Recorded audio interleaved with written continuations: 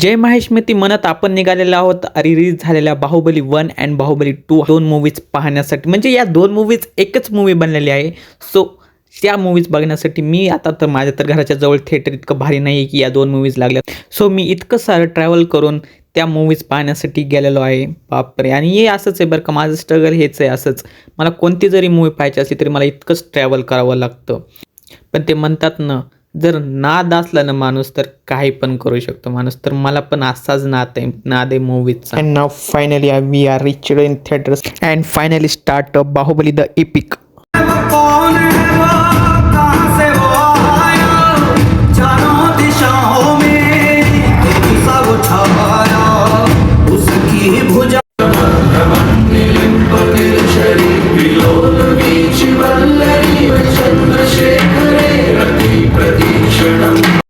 And now what my most favorite scene.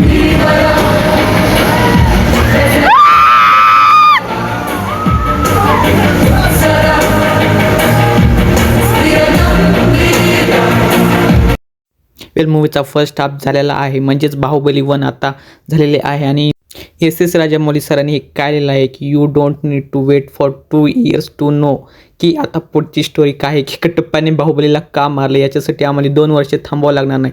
Well thank you so much sir. And now interval is over and Baahubali 2 is start.